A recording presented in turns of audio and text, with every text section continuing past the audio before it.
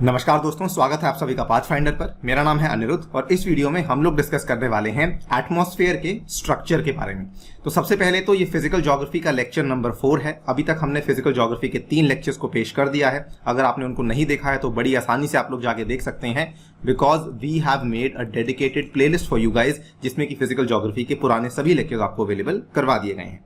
Now पिछले lecture में यानी कि लेक्चर नंबर 3 में हमने एटमॉस्फेयर के कॉम्पोजिशन के बारे में डिस्कशन करा था, यानी कि एटमॉस्फेयर में क्या क्या तरह की गैसेज आपको देखने को मिलती हैं, किस तरह से आपको वाटर वेपर देखने को मिलता है वगैरह वगैरह, और किस तरीके से उनमें हमें वेरिएशंस देखने को मिलती हैं अक्रॉस द ग्लोब। उसके बारे में भी हमने ब्रीफली चर्चा करी थी। लेकिन जो ये वाला लेक्चर होने वाला है, आपने आई एम श्योर ये वाला डायग्राम बहुत कॉमनली देखा होगा कि सबसे पहले ट्रोपोस्फेयर आता है, उसके बाद स्ट्रेटोस्फेयर आता है, then we have the mesosphere, उसके बाद थर्मोस्फेयर, उसके बाद एक्सोस्फेयर वगैरह वगैरह। ये सारी की सारी जो चीजें हैं, इसको लेकर यूपीएससी कई बार सवाल पहले पूछ भी चुकी है और हमेशा ही ये टॉपिक्स काफी इंपॉर्टेंट रहते हैं। इसको ज्योग्राफी की भाषा में कहा जाता है एटमॉस्फेयर का स्ट्रक्चर। थोड़ा सा और अगर मैं करेक्टली बोलूं तो एटमॉस्फेयर का फिजिकल स्ट्रक्चर इसको कहा जाता है, और इसी के बारे में चर्चा हम लोग इस वीडियो में आपके साथ करने वाले हैं। सो चलिए स्टार्ट करते हैं दोस्तों। यदि आप लोग इस लेक्चर के नोट्स डाउनलोड करना चाहते हैं तो आप इस टेलीग्राम चैनल पे जाके कर सकते हैं, जिसका नाम है अनिरुद्ध सर। इसके अलावा आप मुझसे इंस्टाग्राम और ट्विटर पे भी जुड़ सकते हैं इस पर्टिकुलर हैंडल के माध्यम से। ऑल्सो अगर आप लोग अनअकैडमी की सब्सक्रिप्शन परचेज करना चाहते हैं तो अभी काफी सुनहरा मौका है आपके पास, बिकॉज काफी बड़े बड़े ऑफर्स चल रहे हैं। एंड ऑब्वियसली यहाँ पर आपको इंडिया के top educators, not only that, Delhi की जो टॉप फैकल्टी है राजेंद्र नगर में पढ़ाने वाली, उसके बाद जो एक्स ब्यूरोक्रेट्स हैं वो आपके साथ रहने वाले हैं आपकी जर्नी में। और अगर हम इसके प्राइस की बात करें तो it is very very affordable, specially अगर आप इसको कंपेयर करते हैं दिल्ली की हाई कोचिंग प्राइसेस के साथ। यहाँ पर एक साल का जो आपको प्राइस पड़ेगा दैट इज ओनली 49,500 रुपीज, और अगर आप इसमें आइकॉनिक कोर्स जाना चाहते हैं वो भी आप जा सकते हैं, 74,500 रुपीज का आपको कॉस्ट पड़ेगा। आइकॉनिक कोर्स में खास ये है कि आपको पर्सनल कोच साथ में मिलता है और आपकी mains question answer writing practice भी होती है, जो कि आपके मेंस के लिए काफी ज्यादा यूजफुल रहती है। दोनों ही प्राइसेस के ऊपर आप लोग 10% का डिस्काउंट ले सकते हैं using my special referral code ANIUPSC। Now इसमें अगर आप लोग मुझसे इंडियन ज्योग्राफी पढ़ना चाहते हैं तो वो भी आप यहाँ पे पढ़ सकते हैं। कोर्स ऑलरेडी शुरू हो चुका है, लेकिन अभी तक केवल 2 ही क्लासेस हुई हैं। आप चाहें तो आगे जाकर भी मुझसे पढ़ सकते हैं अगर आप लोग सब्सक्रिप्शन को परचेज कर लेते हैं। याद रखिए गाइस, अभी काफी बड़े बड़े ऑफर्स चल रहे हैं। अगर आप लोग जीएस को ऑप्शनल के साथ कंबाइन करते हैं तब आपको डायरेक्टली 25% का डिस्काउंट मिलता है, and on top of that you can get an additional 10% discount अगर आप लोग मेरा ये स्पेशल कोड लगाते हैं। एंड ऑब्वियसली इस कोड के साथ साथ आपको मेरी पर्सनल गाइडेंस भी अवेलेबल करवाई जाएगी। राइट, सो देखिए, सबसे पहले फिजिकल स्ट्रक्चर की बात कर लेते हैं कि एग्जैक्टली होता क्या है। बड़ी सिंपल सी भाषा में अगर आपको बताऊं, इस पूरे पेज को सिंप्लीफाई करने के लिए हमने पिछली वीडियो में इतनी चीज को समझ लिया था कि अगर ये हमारी धरती का गोला है तो धरती के गोले के ऊपर इस तरीके से एटमॉस्फेयर बेसिकली इसको पूरे गोले को घेर के बैठी हुई है। We said a very specific word for this कि a thick blanket which is surrounding the earth from all sides, उसको हम लोग एटमॉस्फेयर कह रहे हैं। लेकिन अब इसी चीज को थोड़ा सा हमें इन डेप्थ जाके देखना है। वो किस तरीके से? अगर हम देखेंगे तो ये पर्टिकुलर जो गोला है, ये जो बाहर वाला सर्कल है, इसमें असल में कई सारी लेयर्स बनी हुई हैं, और इन्हीं लेयर्स को कहा जाता है कंसेंट्रिक स्ट्रेटा या फिर कंसेंट्रिक लेयर्स। आपने ये वाला जो वर्ड है स्ट्रेटा या स्ट्राटा, आई एम श्योर आपने कहीं ना कहीं डेफिनेटली अपनी फिजिक्स या केमिस्ट्री में डेफिनेटली सुना होगा। वही वर्ड यहाँ पे इस्तेमाल कर रहे हैं हम लोग, कंसेंट्रिक, यानी कि ऐसे कई सारी लेयर्स हैं जो कि इसके बीच में बनी हुई हैं। कंसेंट्रिक क्यों कहा जा रहा है? बिकॉज सभी का सेंटर बिल्कुल सेम है। नाउ इस फिजिकल स्ट्रक्चर को अगर हमें और बेहतर तरीके से समझना है, ये जो लेयर्स हैं किस तरीके से बनी हुई हैं और उनको हमें याद करना है, तो उसके 3 बड़े इंपॉर्टेंट पैरामीटर्स हैं। इनफैक्ट इन तीनों पैरामीटर्स में से ज्यादा इंपॉर्टेंट पैरामीटर्स केवल पहले 2 वाले ही हैं, तीसरा पैरामीटर उतना इंपॉर्टेंट नहीं है। पहला पैरामीटर कहा जाता है टेम्परेचर का पैरामीटर है, यानी कि हर जो एटमॉस्फेरिक लेयर है, अगर ये आपका धरती का सरफेस है तो हर एटमॉस्फेरिक लेयर का इसके बाद अपना एक सेपरेट टेम्परेचर है। उसके बाद number 2, there is an inter relationship between the altitude and the temperature, और ये जो इंटर रिलेशनशिप है ये कई सारे प्रोसेसेस को गवर्न करती है। फॉर एग्जांपल कि हमारे जो हवाई जहाज हैं वो कहां पर उड़ सकते हैं या नहीं उड़ सकते हैं, वो भी इसी पर्टिकुलर इंटर रिलेशनशिप के माध्यम से ही गवर्न करवाया जाता है। तो बेसिकली फिर से एक बार रिपीट करता हूं, फिजिकल स्ट्रक्चर को आइडेंटिफाई किया गया है इन 2 पैरामीटर्स के आधार पर। सबसे पहला है temperature of the atmospheric layers, और दूसरा है कि टेम्परेचर और एल्टीट्यूड यानी कि तापमान और ऊंचाई के बीच में जो संबंध है उसके आधार पर भी फिजिकल स्ट्रक्चर को यहां पर आइडेंटिफाई किया गया है। और तीसरा फैक्टर जो कि वैसे तो रेलिवेंट है लेकिन हमारी यूपीएससी की पढ़ाई के लिए उतना रेलिवेंट नहीं है। हर एक एटमॉस्फेरिक लेयर की एक डेंसिटी होती है, वो भी बदलती रहती है टेम्परेचर के साथ साथ, but as I told you don't have to worry about it too much. Now ये वाला जो डायग्राम है इसको मैं आपके सामने कई बार पेश करने वाला हूं और आप अपनी नोटबुक्स में इस डायग्राम को बार बार बनाने की कोशिश करनी है आपको, और कभी भी आपको एल्टीट्यूड की गलती नहीं करनी है और आपको टेम्परेचर की गलती नहीं करनी है। इसको आप लोग इग्नोर कर सकते हैं, this is not very very important, but ये जो चीजें हैं एल्टीट्यूड और टेम्परेचर, इनके जो आंकड़े लिखे हुए हैं और ये जो लेबलिंग बीच में करी हुई है, ये इस डायग्राम का एक बहुत ही इंपॉर्टेंट पार्ट माना जाता है। एनीवेज, सो अभी तक हम बात कर रहे थे कि फिजिकल स्ट्रक्चर को आइडेंटिफाई करने के लिए हमने ये दो चीजें यहां पर बनाई हुई हैं। इस आधार पर जो फिजिकल स्ट्रक्चर के अंदर जो एटमॉस्फेरिक लेयर्स हैं उनका विभाजन हम दो प्रमुख तरह की कैटेगरीज में कर सकते हैं। सबसे पहली कैटेगरी बन जाती है मेजर लेयर्स की और दूसरी कैटेगरी बन जाती है दोस्तों ट्रांजिशनल लेयर्स की। अब इसको भी बड़ा आसान करता हूं आपके लिए। जो आपने नाम सुने हुए हैं troposphere, stratosphere, mesosphere and your thermosphere, ये क्या है? ये बेसिकली आपकी मेजर लेयर्स हैं। मेजर लेयर्स क्यों कहा जाता है? क्योंकि ये काफी बड़ा डिस्टेंस घेरती हैं। फॉर एग्जांपल ट्रोपोस्फेयर की बात करें तो लगभग 10-12 किलोमीटर की आपकी हाइट ट्रोपोस्फेयर को देखने को मिल जाती है। उसके बाद 50 किलोमीटर तक आपकी हाइट स्ट्रैटोस्फेयर की, उसके बाद 80-85 किलोमीटर तक मीजोस्फेयर की और उसके ऊपर थर्मोस्फेयर की। यानी कि एक काफी सब्सटैंशियल हाइट ये वाली लेयर्स घेर रही हैं। और इसके बीच में जो ये वाली लेयर्स बनी हुई हैं जिसका नाम है ट्रोपोपॉज, स्ट्रैटोपॉज एंड मीजोपॉज, इनको कहा जाता है ट्रांजिशनल लेयर्स। ये बेसिकली जब एक मेजर लेयर से आप एक दूसरी मेजर लेयर में जा रहे होते हैं तो इसके थ्रू होकर जाते हैं और इसीलिए इसको कभी कभार माइनर लेयर भी कहा जाता है और कभी कभार ट्रांजिशनल लेयर भी कहा जाता है। नाउ इसमें आपको समझने होंगे थंब रूल क्या क्या है और इन्हीं थंब रूल्स के आधार पर आगे जाके कई सारे प्रोसेसेस को हम लोग समझ पाएंगे। मेजर लेयर्स में आपको बता चुका हूं, ये वाली 4 लेयर्स आती हैं। डायग्राम बार बार दिखाता रहूंगा ताकि वीडियो के एंड तक आपको डायग्राम एकदम याद हो जाए। इसमें जो आपकी लेयर नंबर 1 है और जो लेयर नंबर 3 है, इन दोनों में क्या होता है, temperature is decreasing with the altitude, यानी कि जैसे जैसे आपकी ऊंचाई बढ़ती जाती है वैसे वैसे टेम्परेचर आपका कम होता जाता है।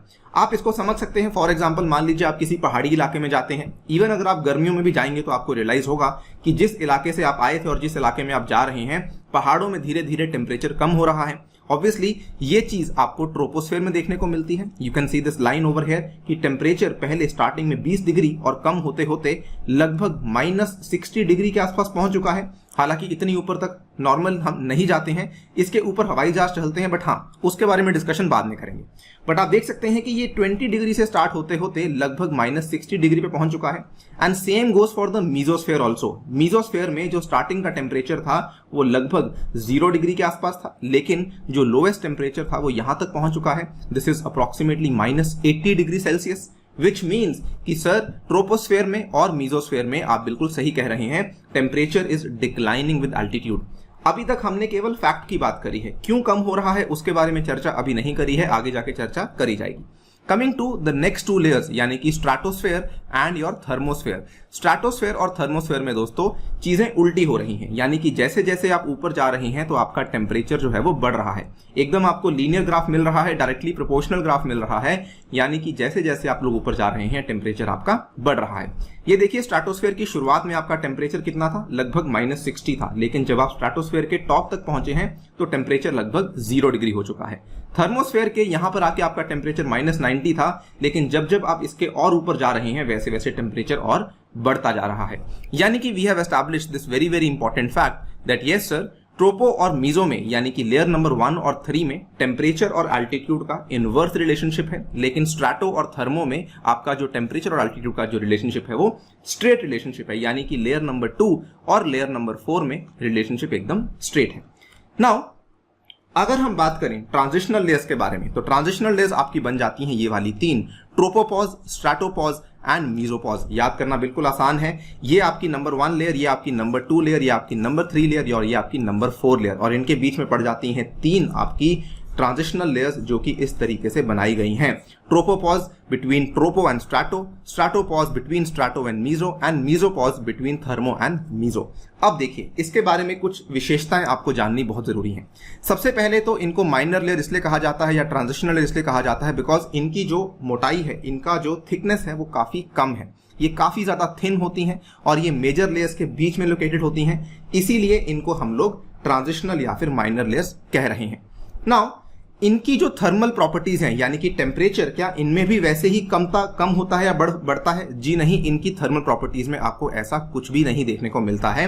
They have the contrasting thermal properties, यानी कि इन लेयर्स में आपको टेम्परेचर और एल्टीट्यूड में कोई रिलेशन देखने को नहीं मिलता है। जैसे हम पहले देख रहे थे कि स्ट्रेटोस्फेयर में आपका टेम्परेचर जो है वो बढ़ रहा है, मीजोस्फेयर में टेम्परेचर कम हो रहा है, थर्मो में बढ़ रहा है। इन लेयर्स में इनकी थिकनेस बहुत ही कम होती है और इन लेयर्स में देयर इज नो रिलेशनशिप, कोई संबंध नहीं है तापमान और ऊंचाई के साथ। इसीलिए दोस्तों इनको हम लोग एक और टर्म भी कह सकते हैं, that is they are called as the isothermal layers. Isotherm के बारे में आपने पढ़ा होगा, आई एम वेरी श्योर, अपने 10th क्लास में। आइसोथर्म यानी कि जहां पे टेम्परेचर चेंज नहीं होता है और इसी रीजन की वजह से इनको आइसोथर्मल लेयर्स भी कहा जाता है।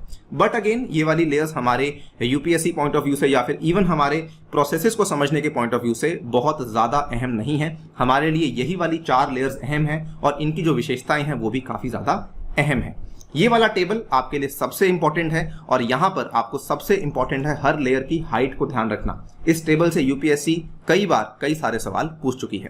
इस टेबल में आप देख सकते हैं ट्रोपोस्फेयर की जो हाइट है वो 0 से 15 किलोमीटर तक जाती है। टेम्परेचर विद एल्टीट्यूड डिक्लाइन करता है। स्ट्रेटोस्फेयर की जो हाइट है वो 20 से 50 किलोमीटर तक जाती है और यहाँ पे टेम्परेचर आपका इंक्रीज करता है। मीजोस्फेयर की हाइट 50 से 80 किलोमीटर है, टेम्परेचर फिर से डिक्लाइन करता है और थर्मोस्फेयर की हाइट 80 किलोमीटर के ऊपर एक्सटेंड करती रहती है, टेम्परेचर फिर से इंक्रीज कर जाता है।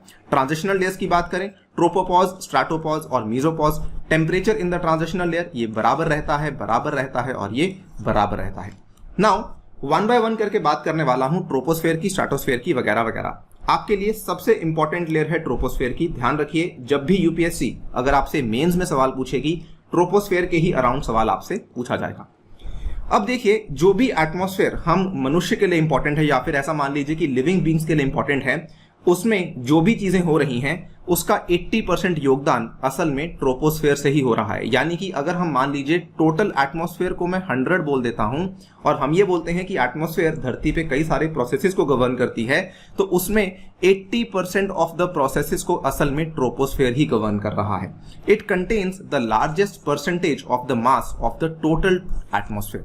और यहां पर इस ट्रोपोस्फेयर में आपको ध्यान रखना बहुत जरूरी है कि टेम्परेचर और वाटर वेपर दोनों का ही जो कंटेंट है ये धीरे धीरे कम होता रहता है जैसे जैसे आप ऊपर ट्रैवल करना शुरू करते रहते हैं।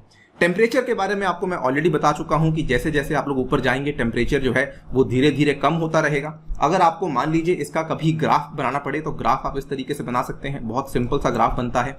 ये आपका टेम्परेचर है, ठीक है, सॉरी ये आपका, yes you can simply call it, let us से ये आपका टेम्परेचर है और ये आपका मान लीजिए एल्टीट्यूड है। तो आपको केवल इस तरीके से लाइन दिखानी है और लाइन की स्लोप आपको कितनी दिखानी है? लाइन की स्लोप है 6.5 डिग्री सेल्सियस पर किलोमीटर, यानी कि 1000 मीटर या फिर 1 किलोमीटर के ऊपर आपका लगभग 6.5 डिग्री सेल्सियस कम हो जाता है।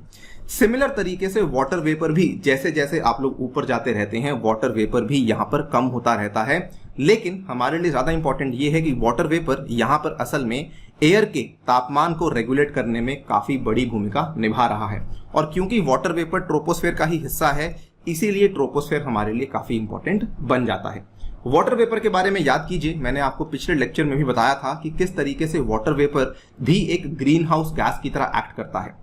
रिमेंबर, आपको मैंने समझाया था कि किस तरीके से अगर ये मान लीजिए अर्थ का सरफेस है और इसके ऊपर आपकी जो बाहर से रेज आ रही हैं, सन की रेज आ रही हैं, और जब ये वापस जा रही हैं तो यहां पर आपका जो H2O का कंपोनेंट है यानी कि वाटर वेपर का कंपोनेंट है, ये इन आउटगोइंग वेव्स को ट्रैप कर लेता है, राइट। तो क्योंकि ये आउटगोइंग वेव्स को ट्रैप करता है, इसीलिए वाटर वेपर भी हमारी हवा के तापमान को रेगुलेट करने में बड़ी भूमिका निभाता है। अभी भी आपको शायद कुछ कॉन्सेप्ट समझ नहीं आएंगे, वेट करिएगा, बिकॉज आगे जाके जब हम लोग रिलेटिव ह्यूमिडिटी की बात करेंगे, आर्द्रता की बात करेंगे, उस टाइम पे आपके साथ हम लोग वाटर वेपर की और डिस्कशन करने वाले हैं। फिलहाल आप लोग इस चीज को प्लीज ध्यान रखिए, temperature decreases with height at the rate of 6.5 degree Celsius पर 1000 मीटर्स। अब देखिए ट्रोपोस्फेयर हमारे लिए इंपॉर्टेंट क्यों है। जितने भी हमारे फिनोमेना है जो भी हमें अफेक्ट कर रहे हैं, which includes cloud formation, cyclones का फॉर्मेशन, ठीक है, रेनफॉल का फॉर्मेशन, तरह तरह की रेनफॉल, वो हर चीजें असल में ट्रोपोस्फेयर के ही अंदर हो रही हैं। इसीलिए ट्रोपोस्फेयर हमारे लिए काफी बड़ी भूमिका निभाते हैं। और अब देखिए, क्योंकि यहां पर बहुत ज्यादा डिस्टर्बेंस होती है, क्योंकि यहां पर बहुत ज्यादा टर्बुलेंस होती है, इसीलिए this layer is not suitable for air transport. अब इसमें टर्बुलेंस क्यों होती है, इस चीज को समझिए। ट्रोपोस्फेयर बेसिकली जहां पर आपका धरती, ये मान लीजिए धरती का सरफेस है, इसको मैं एस से डोनेट कर रहा हूं, और मान लीजिए यहां तक आपकी ट्रोपोस्फेयर जा रही है, ठीक है, फॉर एग्जाम्पल ये आपकी ट्रोपोस्फेयर की हाइट है। अब यहां पर क्या हो रहा है कि आपकी यहां पे सूर्य की किरणें पड़ रही हैं, राइट, सूर्य की किरणें पड़ रही हैं, तो यहां पर नीचे की जो लेयर्स हैं, ये नीचे की लेयर्स हैं, ये ऊपर की लेयर्स हैं, ये उसके ऊपर की लेयर्स हैं, ये उसके ऊपर की लेयर्स हैं। जो नीचे की लेयर्स हैं, क्या आप लोग इस चीज को समझते हैं कि इनका टेम्परेचर हाई होगा और इनका जो टेम्परेचर है ये लो होगा? क्योंकि धरती हीट इससे नहीं होती है, धरती की हीटिंग इस लेयर से नहीं होती है जिसको हम लोग इनकमिंग लेयर बोलते हैं। धरती की हीटिंग असल में आउटगोइंग लेयर से होती है। तो जैसे जैसे ये लेयर ऊपर जाती रहती है वैसे वैसे आपका टेम्परेचर कम होता रहता है, बिकॉज धरती के सबसे नजदीक वाले एरिया को ये सबसे ज्यादा गर्म करेगी। तो इसको हमने हाई टेम्परेचर बोला, इसको हमने लो टेम्परेचर बोला। अब आपको वापस लेके जाता हूं फिजिक्स के एक कॉन्सेप्ट में। दोस्तों, जो हाई टेम्परेचर वाली एयर होगी, यानी कि जो गर्म हवा होगी, उसका जो वेट होगा वो काफी ज्यादा कम होगा। यस, उसका वेट कम होगा। लेकिन जो लो टेम्परेचर वाली हवा होगी उसका जो वेट होगा वो थोड़ा भारी होगा। अब इसकी वजह से, क्योंकि ये वो उसका वेट कम है, उसका वेट भारी है, तो यहां पर एयर की मिक्सिंग होती रहती है। क्यों मिक्सिंग होती रहती है? क्योंकि भारी हवा नीचे आना चाहती है, हल्की हवा ऊपर जाना चाहती है, इसीलिए हवा की मिक्सिंग होती रहती है। और क्योंकि हवा की मिक्सिंग होती रहती है, इसको अंग्रेजी में कहा जाता है टर्ब्यूलेंस। और क्योंकि टर्ब्यूलेंस होती रहती है, इसीलिए आप लोग यहां पर हवाई जहाजों को नहीं उड़ा सकते हैं। कहां पे उड़ा सकते हैं उसके बारे में बातचीत आपसे आगे जाकर करी जाएगी। नाउ, ट्रोपोस्फेयर के बारे में एक और फैक्ट है जो कि मैं आपको बताना चाहता हूं। ट्रोपोस्फेयर की जो हाइट है ये भी बदलती रहती है। यानी कि अगर हम बात करेंगे इक्वेटर के पास, यानी कि 0 डिग्री के आसपास, ट्रोपोस्फेयर की जो हाइट है वो लगभग 18 किलोमीटर की पड़ जाती है। और अगर आप देखेंगे पोल्स के पास जब जाते हैं तो ट्रोपोस्फेयर की हाइट मात्र 8 किलोमीटर की ही रह जाती है। अब ऐसा क्यों होता है? इसका आंसर इसी के अंदर छुपा हुआ है। जहां पर ज्यादा गर्मी होगी वहां पर ट्रोपोस्फेयर की हाइट बढ़ जाएगी, जहां पर गर्मी कम होगी वहां पर ट्रोपोस्फेयर की हाइट कम हो जाएगी। यही यहां पे लिखा हुआ है, अपर बाउंड्री ऑफ द लेयर, यानी कि ट्रोपोपॉज, इसकी जो हाइट है वो पोल्स के पास तो 8 किलोमीटर की है, लेकिन इक्वेटर के पास 18 किलोमीटर की बन जाती है। और यहां पर variation is height is primarily due to the differential convection at the equator and the poles. ये वाला जो मैंने आपको यहां पे प्रोसेस समझाया था, इसको अगेन कहा जाता है कन्वेक्शन। और ये डिफरेंशियल का मतलब क्या है कि यहां पर कन्वेक्शन का रेट और यहां पर कन्वेक्शन का रेट दोस्तों अलग अलग देखने को मिलता है। That is why this height at the equator and the poles is different, right. तो ये आपकी 3 चीजें हैं जो कि आपको ट्रोपोस्फेयर के बारे में समझनी है। रिवाइज कर लेते हैं। टेम्परेचर कम होता है, कितनी मात्रा से? 6.5 डिग्री सेल्सियस पर किलोमीटर की मात्रा से कम होता है। दूसरी चीज, यहां पर आप एयर ट्रांसपोर्ट नहीं कर सकते हैं, लेकिन इसी लेयर में क्लाउड फॉर्मेशन, साइक्लोन फॉर्मेशन वगैरह वगैरह यहां पे आपको देखने को मिल जाता है। यहां पर टर्बुलेंस होती है। क्यों होती है? कन्वेक्शन की वजह से होती है। और यही कन्वेक्शन डिसाइड करती है कि ट्रोपोस्फेयर की हाइट पोल्स पे कितनी होगी और इक्वेटर पर कितनी होगी। अगर आपको यह समझ आ गया है तो स्ट्रेटोस्फेयर आपको समझना काफी आसान होगा। जैसे ही आपका ट्रोपोस्फेयर खत्म होता है, ट्रोपोपॉज आपका छोटा सा लेयर आएगा, right. It extends above the tropopause to an altitude of 50 kilometre above the mean sea level. हम फिर से वही वाले मैप को दोबारा देख लेते हैं। आपके सामने है कि यहां पर देखिए, जैसे ही आपका ट्रोपोस्फेयर खत्म हुआ वहां पर आपका ट्रोपोपॉज आता है। ट्रोपोपॉज के बाद आपका स्ट्रेटोस्फेयर शुरू हो जाता है। अब इसके बारे में थोड़ी जानकारी जाननी इंपॉर्टेंट है। इसको स्ट्रेटोस्फेयर क्यों कहा जाता है? बिकॉज यहां पर असल में कोई कन्वेक्शन हो ही नहीं रही है। अब फिर से याद कीजिए, मैंने आपको समझाया था कि लेयर्स बनी हुई हैं। लेयर्स, ट्रोपोस्फेयर की जो लेयर्स थी दोस्तों, उसमें नीचे हाई टेम्परेचर था, ऊपर लो टेम्परेचर था। लेकिन यहां पर तो नीचे लो टेम्परेचर है, ऊपर हाई टेम्परेचर है। क्योंकि हम लोग बात करके आए हैं कि स्ट्रेटोस्फेयर में टेम्परेचर और एल्टीट्यूड का डायरेक्ट रिलेशनशिप है। एल्टीट्यूड के साथ साथ टेम्परेचर बढ़ता है, यानी कि नीचे टेम्परेचर लो होगा, ऊपर टेम्परेचर हाई होगा। नीचे की हवा भारी होगी, ऊपर की हवा हल्की होगी, यानी कि टर्बुलेंस यहां पे नहीं देखने को मिलेगा। क्योंकि यहाँ पे टर्बुलेंस नहीं देखने को मिलेगा, इसीलिए अधिकतर जहाज जो होते हैं, हवाई जहाज जो होते हैं, वो इसी पर्टिकुलर लेयर के अंदर ट्रांसपोर्टेशन करते हैं। ये वाला सवाल यूपीएससी के द्वारा कई बार पूछा जा चुका है, which among the following layers of the atmosphere is suitable for the air transport. तो आपको ध्यान देना है, सही जवाब बन जाएगा स्ट्रेटोस्फेयर। और क्योंकि यहां पर लेयर्स में आपको बिल्कुल भी टर्बुलेंस देखने को नहीं मिलती है, इसीलिए इस लेयर को कभी कभार स्ट्रैटिफाइड लेयर भी कहा जाता है, क्योंकि स्ट्रेटास बने हुए हैं और स्ट्रेटास एक दूसरे को तंग नहीं करते, तो इसीलिए इसको स्ट्रैटिफाइड लेयर भी कहा जाता है। स्ट्रैटोस्फेयर के बारे में एक और बहुत ही अहम तथ्य आपको जानना काफी इंपॉर्टेंट है, और वो ये है कि स्ट्रैटोस्फेयर के अंदर देखने को मिल जाती है आपकी ओजोन की लेयर। ओजोन की लेयर का एल्टीट्यूड कितना है? लगभग 15 से 25 किलोमीटर के आसपास आपको ओजोन की लेयर देखने को मिल जाती है।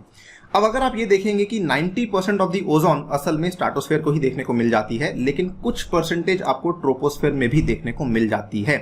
मोर इंपॉर्टेंटली, ओजोन का काम क्या है? ओजोन लेयर का दोस्तों काम केवल इतना है कि जो भी सोलर रेडिएशंस धरती की तरफ आ रही हैं, उसके अंदर जो अल्ट्रावायलेट की रेडिएशंस हैं उनको ये अब्जॉर्ब कर लेती है, जिसकी वजह से जो हार्मफुल यूवी रेडिएशंस हैं वो धरती तक नहीं पहुंच पाती हैं, और कई सारे हमारे धरती पे रहने वाले जीव जंतु, इवन मनुष्य उस चीज से बच जाते हैं। इसमें विशेष रूप से ये यूवीबी रेडिएशन को आने से प्रिवेंट करती है। इसमें आप देख सकते हैं, ये वाला टेबल आपकी जानकारी के लिए मैंने यहाँ पे दे रखा है, यूवी ए, बी और सी किस तरीके से क्लासीफाई यहाँ पर किए गए हैं। अगली लेयर की तरफ बढ़ जाते हैं, दैट इज द मीजोस्फेयर। अब मीजोस्फेयर भी काफी इंपॉर्टेंट है, इसलिए इंपॉर्टेंट है क्योंकि मीजोस्फेयर असल में एक ट्रांजिशन बन जाता है to the next layer, that is the thermosphere. अब देखिए, मीजोस्फेयर में ज्यादा कुछ प्रोसेसेस होते नहीं है, लेकिन मीजोस्फेयर के बारे में एक तथ्य जानना बहुत इंपॉर्टेंट है, और वो ये है कि जब आप मीजोस्फेयर के टॉप पे पहुंच जाते हैं ना, तो ये टेम्परेचर आपको सबसे कोल्डेस्ट टेम्परेचर है जो कि आपको धरती पे देखने को मिल जाता है। The coldest temperature in the earth's atmosphere occurs at the top of this layer, that is the mesopause। अगर आप यहाँ पे लाइन ड्रॉ करेंगे तो यू विल रियलाइज कि ये लगभग -90 डिग्री सेल्सियस के आसपास टेम्परेचर पहुंच जाता है, और ये मीजोस्फेयर के ही एकदम टॉप पे देखने को मिलता है। मीजोस्फेयर के बारे में हम लोग इतनी चीज जानते हैं कि टेम्परेचर यहाँ पे कम होता है। याद रखिए, ये लेयर नंबर 3 है, ये आपकी लेयर नंबर 1 है। 1 और 3 में टेम्परेचर कम होता है। इसकी हाइट को जानना बहुत इंपॉर्टेंट है। इसकी जो हाइट है दोस्तों 50 से 80 किलोमीटर के बीच में एक्सटेंड करती है। That is it about mesosphere. इसके बारे में अक्सर यूपीएससी ने सवाल नहीं पूछे हैं।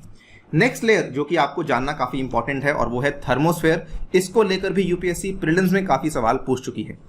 इसमें क्या होता है कि मीन सी लेवल के ऊपर 80 किलोमीटर के ऊपर जाती है थर्मोस्फेयर। अब थर्मोस्फेयर में क्या होता है? थर्मोस्फेयर में आपका अगर ध्यान से देखेंगे, टेम्परेचर धीरे धीरे बढ़ता रहता है। इसकी एक्सप्लेनेशन काफी सिंपल है। टेम्परेचर क्यों बढ़ता रहता है? क्योंकि जैसे जैसे आपकी धरती के ऊपर आप जा रहे हैं, ये देखिए, ये आपकी धरती है मान लीजिए, और ये आपका टेम्परेचर एटमॉस्फेयर की लेयर्स हम बना रहे हैं। तो अगर हम ये एटमॉस्फेयर की लेयर्स को इस तरीके से बना रहे हैं, तो जैसे जैसे आपकी लेयर्स बन रही हैं वैसे वैसे आप सूर्य के और नजदीक जा रहे हैं। तो जितना आप सूर्य के नजदीक जाएंगे, ऑब्वियसली आपका टेम्परेचर बढ़ता जाएगा, यानी कि थर्मोस्फेयर में आपको टेम्परेचर काफी ज्यादा तेजी से बढ़ता हुआ देखने को मिल जाता है। As you can see over here, the temperature rises very rapidly with increasing height. जैसे जैसे हाइट बढ़ती रहती है वैसे वैसे टेम्परेचर में काफी तेज आपको रेस देखने को मिल जाता है। थर्मोस्फेयर के बारे में कुछ इंपॉर्टेंट चीजें। थर्मोस्फेयर को भी असल में कुछ कुछ किताबें 2 लेयर्स में बांट देती हैं, और ये असल में जो डिवीजन है काफी इंपॉर्टेंट है। अगर आप यहां पर ध्यान से देखेंगे, थर्मोस्फेयर का जो अपर पार्ट है इसको एक्सोस्फेयर कहा जाता है, और जो लोअर पार्ट है इसको आयनोस्फेयर कहा जाता है। आयनोस्फेयर धरती के लिए काफी ज्यादा इंपॉर्टेंट है। Thermosphere is divided into 2 layers. First is the ionosphere, second is the exosphere. Ionosphere की बात कर लेते हैं। आयनोस्फेयर की जो हाइट है ये 80 किलोमीटर से स्टार्ट होती है और लगभग 400 किलोमीटर तक चलती है। जैसा इसका नाम है आयनोस्फेयर, यानी कि इस लेयर में आपको कई सारे आयन्स देखने को मिल जाते हैं। और इतना ही नहीं, ये आयन्स पैदा कैसे होते हैं? क्योंकि जो भी यहाँ पे आपको एटम्स देखने को मिलते हैं उनकी आयनाइजेशन यहाँ पर हो जाती है। जैसे ही एटम्स की आयनाइजेशन यहाँ पर हो जाती है, इसका मतलब कि ये लेयर में आपको इलेक्ट्रिकल चार्जेस देखने को मिल जाते हैं। और क्योंकि यहाँ पर आयनाइजेशन ऑफ एटम्स होती है, यहाँ पर रेडियो वेव्स की ट्रांसमिशन भी देखने को मिल जाती है। तो धरती के ऊपर जो भी काम रेडियो वेव्स के साथ संबंधित होता है वो थैंक्स टू दी आयनोस्फेयर हो पा रहा है। यदि आयनोस्फेयर ना होता तो रेडियो वेव्स का ट्रांसमिशन धरती के ऊपर ना हो पाता। आपने देखा होगा इस तरीके से ये आपकी आयनोस्फेयर है, यहां से एक जगह से लेके दूसरी जगह तक अगर आपको रेडियो वेव्स की ट्रांसमिशन करनी है तो दोस्तों आयनोस्फेयर ही है जो कि रेडियो वेव्स की ट्रांसमिशन करवा रहा है, क्योंकि आयनोस्फेयर उन रेडियो वेव्स को रिफ्लेक्ट बैक कर देता है, ये इनको क्रॉस नहीं होने देता है, राइट। और ये वाला फैक्ट तो हम जानते ही हैं कि टेम्परेचर इसमें भी धीरे धीरे बढ़ता रहता है because of the radiation from the sun. तो जो चीज थर्मोस्फेयर में थी वो चीज आयनोस्फेयर और एक्सोस्फेयर दोनों में रहने वाली है, क्योंकि ये असल में उसी के हिस्से माने जाते हैं। इसके बाद आपका आ जाता है एक्सोस्फेयर, जो कि आखिरी लेयर है, ठीक है। This is the upper most layer of the atmosphere extending beyond the ionosphere above a height of about 400 kilometres. इसके बाद आपका ऐसा मान लीजिए कि सारी की सारी जो लेयर है एटमॉस्फेयर की उसको हम एक्सोस्फेयर ही कहते हैं, क्योंकि टेम्परेचर धीरे धीरे इसमें बढ़ता रहता है और एक्सोस्फेयर जब तक खत्म होती है तब तक ऐसा मान लीजिए कि आगे जाके यही वाली लेयर है जो कि स्पेस के साथ कोलाइड कर जाती है। सो एक्सोस्फेयर धीरे धीरे आपकी स्पेस के अंदर ही मर्ज कर जाती है। सो वंस अगेन हम इस मैप को फिर से एक बार रिवाइज कर लेते हैं, इस डायग्राम को। सबसे पहले हमने स्टार्ट किया था इस फैक्ट से कि सर लेयर नंबर 1 और लेयर नंबर 3 में टेम्परेचर जो है वो कम होता है विद हाइट। उसके बाद सर लेयर नंबर 2 और लेयर नंबर 4 में टेम्परेचर जो है वो बढ़ जाता है विद हाइट। इन चारों लेयर्स के बीच में आपकी 3 ट्रांजिशनल लेयर्स आती हैं, that is the mesopause, that is the stratopause and that is the tropopause. और इनको हमने नाम दिया था आइसोथर्मल लेयर्स बिकॉज यहां पर टेम्परेचर में कोई बदलाव देखने को नहीं मिलता है। ट्रोपोस्फेयर हमारे लिए सबसे रेलेवेंट है क्योंकि अधिकतर जो हमारे फिनोमिना है वो ट्रोपोस्फेयर में हो रहे हैं, लेकिन हाँ एयर ट्रांसपोर्ट का जो मेजर फिनोमिना है वो हमारा स्ट्रैटोस्फेयर में होता है बिकॉज यहां पर लेयर्स में डिस्टर्बेंस देखने को नहीं मिलती है। इसके बाद मीजोस्फेयर के लिए इंपॉर्टेंट फिनोमिना क्या है कि यहां पर आपकी मीजोस्फेयर के टॉप पे आपको लोएस्ट टेम्परेचर देखने को मिलता है, और थर्मोस्फेयर की जो लोअर लेयर है दैट इज द आयनोस्फेयर, वो काफी इंपॉर्टेंट है बिकॉज वहां पे रेडियो वेव्स की ट्रांसमिशन हो रही है। इसके बाद इसकी जो अपर लेयर है दैट इज द एक्सोस्फेयर, वो धीरे धीरे आगे जाके स्पेस में कोइंसाइड कर जाती है एंड दैट इज इट। ये पूरा का पूरा दोस्तों आपका एटमॉस्फेयर का स्ट्रक्चर है जो कि हमने यहाँ पे आपके साथ इस वीडियो में डिस्कस कर लिया है। इसके साथ एटमॉस्फेयर का टॉपिक समाप्त हो चुका है। अगली वीडियो में आपके लिए हम लोग पेश करने वाले हैं टेम्परेचर का बहुत ही अहम टॉपिक, किस तरीके से धरती के ऊपर टेम्परेचर फॉल करता है, किस तरीके से वेरिएशन होती है वगैरह वगैरह। वीडियो को यहीं पे समाप्त करता हूं दोस्तों। जाने से पहले आपको बताना चाहूंगा कॉम्बैट में आप लोग हिस्सा ले सकते हैं यूजिंग माय कोड अनि यूपीएससी, एंड ऑब्वियसली हमारी टेस्ट सीरीज चलती आ रही है पाथफाइंडर पे, उसको भी आप लोग जाके चेक कर सकते हैं यूजिंग माय कोड अनि UPSC. Thank you for listening, stay tuned and stay safe.